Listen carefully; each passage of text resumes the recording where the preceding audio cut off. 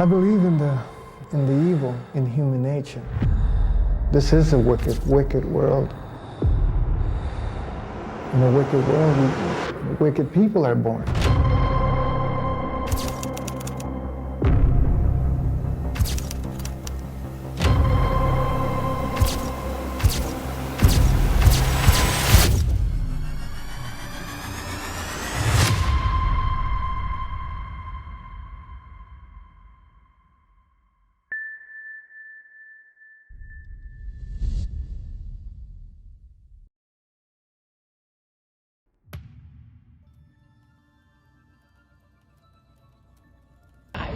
I don't know anyone that would want to hurt her. She was as nice a person as there is.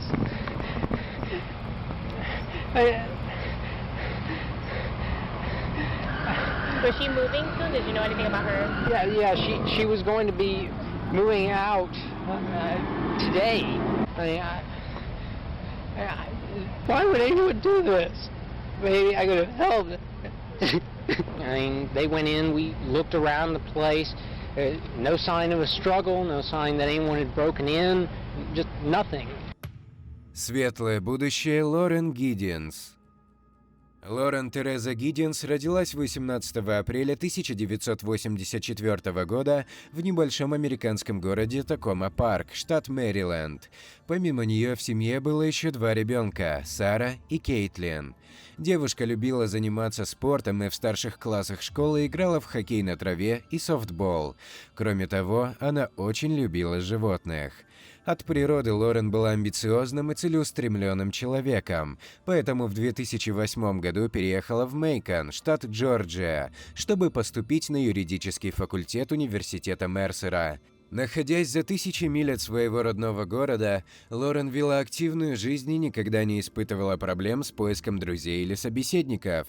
Гиддинс успешно окончила обучение в 2011 году и хотела получить еще одно образование, чтобы в будущем стать профессиональным адвокатом. Родители Лорен невероятно ею гордились, поскольку она была первой в семье, кто поступил в колледж и окончил его. Примерно в середине 2011 года, в июне, 27-летняя Лорен начала готовиться к вступительному экзамену. Этот экзамен был для нее важным событием, и девушка не хотела, чтобы какие-либо факторы мешали процессу подготовки. Она сказала своим друзьям и семье, что несколько недель не будет в сети, чтобы сосредоточиться на учебе. Хотя девушка предупредила близких о том, что какое-то время будет недоступна, ее сестра Кейтлин начала беспокоиться. Исчезновение девушки. Не дождавшись ответов, Кейтлин связалась с друзьями Лорен, чтобы узнать, знают ли они что-нибудь о сестре, но никто из ее близкого окружения не видел Лорен и не разговаривал с ней уже долгое время. 26 июня 2011 года друзья решили съездить к ней домой, чтобы убедиться, действительно ли девушка увлечена подготовкой к поступлению. Лорен Гиддинс жила в многоквартирном доме Барристерс-Холл, расположенном через дорогу от входа в юридический корпус университета Мерсера. Квартира, в которой жила девушка, казалась ей более комфортной, нежели чем традиционное общежитие при университете, где всегда царит шумная атмосфера вечеринок. Друзья, приехавшие проверить Лорен, постучали в дверь ее квартиры, но им никто не открыл. Они заметили, что машина Гиддинс была припаркована на стоянке, поэтому компания решила вернуться позже, предположив, что Лорен могла куда-то ненадолго отойти. Когда друзья вернулись, то обнаружили, что автомобиль остался на том же самом месте, но дверь квартиры по-прежнему никто не открывал. Тогда подруга Гиддинс Эшли Морхаус решила самостоятельно отпереть дверь, поскольку знала, где Лорен хранила запасной ключ. Оказавшись в квартире, друзья увидели ее сумочку, ключи, кошелек и студенческий пропуск, но самой девушки нигде не было. При этом квартира выглядела совершенно обычно, внутри не было никаких предметов, которые бы привлекли внимание. Несколько дней поисков Лорен прошли безуспешно, поэтому ее близкие обратились в полицию. 30 июня в квартиру, где жила студентка, приехали полицейские. Они распылили по всей жилой площади люминол. Стены и пол ванной стали светиться, и уже в этот момент стало очевидно, что полиция больше не ведет дело о пропавшем человеке. Вместо этого работники полиции предположили, что квартира Лорен была местом убийства. Осматривая территорию вокруг дома, они почувствовали ужасный запах, который исходил из мусорного бака. Из него был извлечен полиэтиленовый пакет с изуродованным человеческим торсом, при этом остальные части тела не были найдены. Вскоре останки были опознаны. Они принадлежали пропавшей Лорен. Также в этот день вокруг жилого комплекса собрались репортеры, которые взяли интервью у нескольких человек. Один из них, студент по имени Стивен Марк Макдэниел, проявлял особый интерес к делу. Странный сосед. Молодой человек был соседом Лорен и вместе с ней учился в университете Мерсера. Он родился 9 сентября 1985 года и провел свое детство в Лилберне, пригороде Атланты. Родители считали парня очень аккуратным и педантичным, из-за чего его в шутку назвали «Мистер Порядок». Стивен был довольно одаренным человеком, очень любил читать книги и до 13 лет регулярно пел в хоре для мальчиков. Повзрослев, он присоединился к сообществу активистов, которые путешествовали по штату Джорджия и своими силами восстанавливали различные памятные места. Отношения между Лорен Гиддинс и Стивеном Макдэниелом. После окончания средней школы Стивен, благодаря президентской стипендии, поступил в университет Мерсера. Он получил степень бакалавра в области бизнеса, а затем поступил на юридический факультет, мечтая стать федеральным судьей.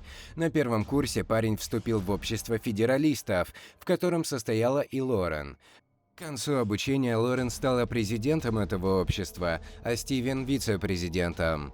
Во время учебы парень не пользовался популярностью среди девушек, поскольку казался им достаточно странным и скрытным. Однако Лорен относилась к нему дружелюбно. Их нельзя было назвать друзьями, они просто общались. И все же Стивен рассчитывал на нечто большее, поэтому несколько раз приглашал сокурсницу на свидание, но получал отказы, так как у девушки уже был возлюбленный. Его звали Дэвид Ван Дивер, и он был старше Лорен на 20 лет. Пара познакомилась в тот момент, когда девушка проходила стажировку в юридической фирме в Атланте, где он работал успешным адвокатом. Незадолго до своей смерти Лорен писала ему, что подозревает, будто кто-то следит за ней. При всех этих обстоятельствах было вовсе не удивительно, что именно на Стиви напали первые подозрения в деле об исчезновении и убийстве Лорен. Расследование исчезновения Лорен Гиддинс. Как уже было сказано, 30 июня Стивен находился рядом с местом, где работали полиция и репортеры. Он дал интервью телеканалу WGXA, в котором предполагал, что Лорен могли похитить во время ее прогулки. Стивен утверждал, что не видел соседку несколько недель, и что она была всегда очень добра к нему. We're just trying to find out where she is at this point. I mean, no one has seen her since Saturday. I mean, the last time anyone heard from her was an email that she sent out, and no one's heard from her since. What kind of person was she? I mean, what did you see her? I mean, she's as nice as can be. I mean, very personable, very much a people person. Do you know anybody any enemies she might have had, somebody that might want to hurt her? No, we just don't know where she is. What about in the parking lot area? I know they've been doing a lot of, I think that's where they have recovered the body or whatever they recovered from there. Body? Had you seen anything there? Had you seen anything there? I mean, we don't know if this is the same person. You know what I mean? Like, they took out a body there earlier. We don't know if it's the same person or not. So that's how we're trying to ask people if they know who lived there. Are you okay, sir? I think I need to sit down. Okay.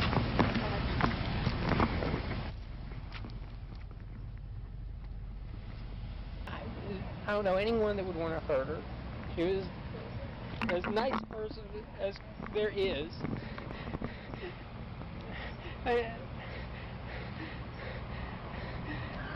Was she moving soon? Did you know anything about her? Yeah. She was going to be moving out today. Why would anyone do this? Maybe I could have helped. I mean, they went in, we looked around the place, no sign of a struggle, no sign that anyone had broken in, just nothing. Возможно, некоторые люди, когда смотрели это интервью по телевизору, могли подумать, что парень был потрясен из-за того, что его однокурсница была жестоко убита. Но следователи увидели совсем иное. Им было легко распознать неопытного и взволнованного убийцу, который узнал, что его планы хотели скрыть преступление, стремительно рушатся. Стивен Макдэниел – главный подозреваемый. Как главный подозреваемый, Стивен был допрошен полицейскими. I just gotta ask you a few more questions. You came down earlier tonight, me and you talked, all right. You don't have any weapons on you, do you? No. That's just you. What's wrong? You know I'm Detective Patterson, right? Yes. Do you remember? Put your hands up here. You remember us talking earlier tonight, right? Yes. You remember me earlier in the day?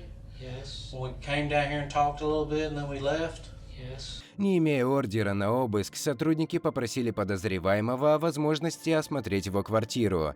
Они понимали, что Стивен был студентом юридического факультета и прекрасно знал о своем праве отказать в необоснованном требовании, но проявили настойчивость. Макдэниел дал согласие. В ходе обыска полиция нашла одну небольшую улику. Это был мастер-ключ, подходящий ко всем квартирам в здании. Стивен объяснил, что работал какое-то время техником в этом доме и забрал себе универсальный ключ. Подозрения полицейских усилились. Они стали тщательнее осматривать помещение и обнаружили прямые доказательства того, что перед ними находится убийца Лорен Гидденс. Они нашли несколько флеш-накопителей с личными фотографиями и видеозаписями Лорен, слесарную ножовку, на которой, как выяснилось позже, была кровь девушки и пару нижнего белья с ее ДНК. В прачечной жилого комплекса полиция обнаружила окровавленную простыню, на которой также была кровь Лорен. Анализ поисковых запросов Стивена показал, что он часто просматривал профили Лорен в социальных сетях, параллельно с жестокой порнографией хранил на своих устройствах эротические видео с участием несовершеннолетних. Более того, была восстановлена удаленная видеозапись, тайно сделанная преступником в квартире Лорен.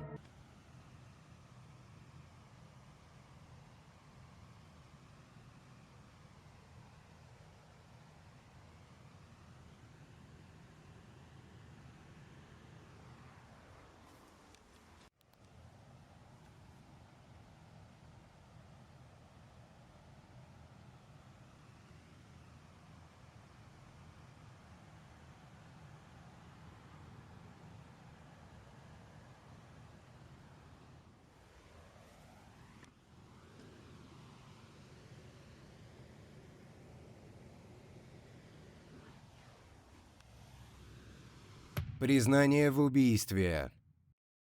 Когда накопились неопровержимые улики, Стивену ничего не оставалось, как сознаться в совершении убийства. Earlier today, we sat here and talked. But now you're acting like you don't know what's going on. I mean, did something happen or something to you? I mean, why are you shutting down? Why are you not talking to me? I don't know. You don't know? Are you scared? No. You got your ass on that fucking news and stood out there and gave a media report that her mother saw about her missing daughter. And you want me to sit there and tell them that you don't know. You're just a sorry piece of shit that don't give a fuck. Right? No. Well, why'd you tell the media everything? Do you need to see what you told the media today? It was on the 11 o'clock news. Well, I'm asking you. Tell me. I want to know. I don't know where she is. What's up, buddy? Did you talk to him about his guns? Yeah. When was the last time you shot those guns? I haven't. You've never shot a gun? No. So you bought 3 guns that you've never shot. Yes. Why? To have. For what? To have. For what? I'm asking for what? Why do you want to have them? What made, did they give you, I mean, tell me why it's important to you to have 3 guns.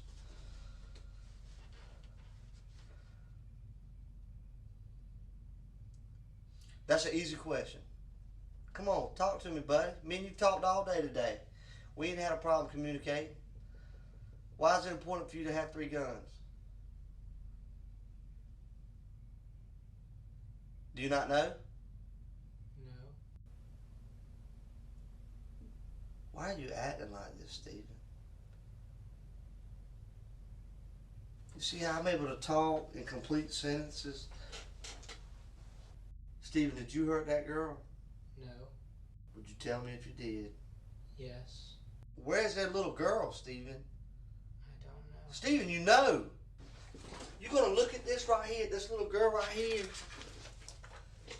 and you're going to say you don't know? I don't know. Yes, you know. What are you going to say tomorrow when I say we got your hair? What are you going to say to me then? Because you know, like I go like that. Look at my hair. That's how easy it falls out. See this stuff right here, your hair? Yeah, it fell out of your head when you was moving the body, Stephen. That's right. You remember moving the body? No. Yes, you do, Stephen. Why, man? Why? You hurt that girl. No, I didn't. Yes, you did, Stephen. You hurt her, man. She was screaming. Screaming, Stephen. Why? And I know you feel bad about it.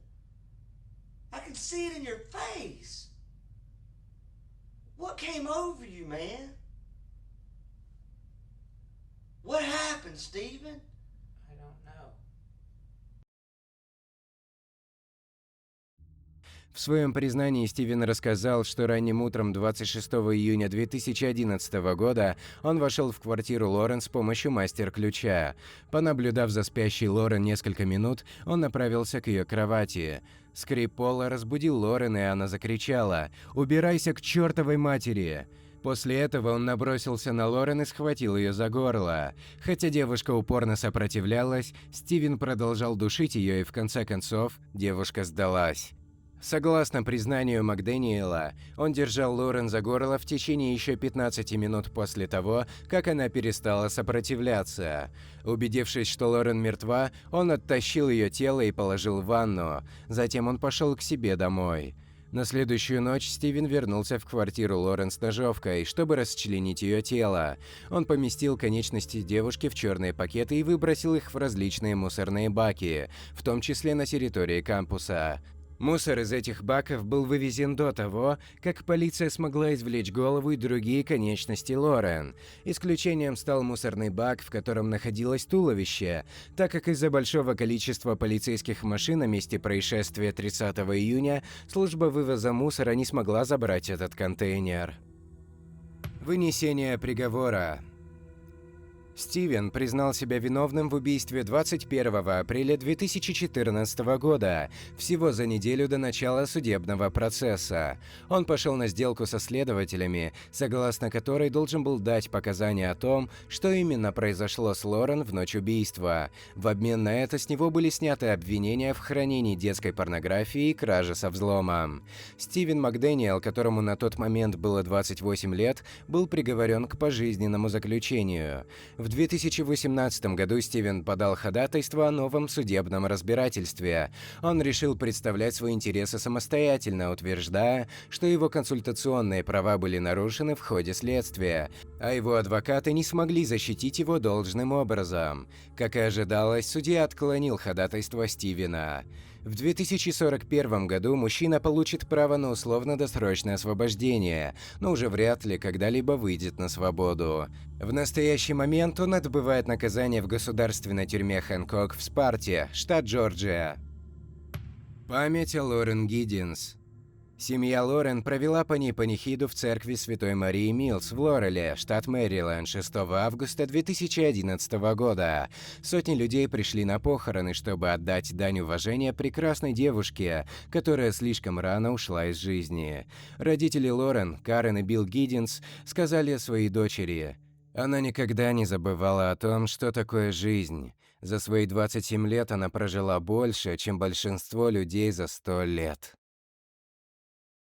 Дорогие гости и подписчики канала, как вы считаете, почему Стивен так жестоко расправился со своей однокурсницей? Могла ли Лорен Гидденс остаться в живых, если бы не ограничила свои контакты с близкими, готовясь к экзамену? Свои версии пишите в комментариях под видео. Ну а на этом моменте я с вами прощаюсь. Всем пока!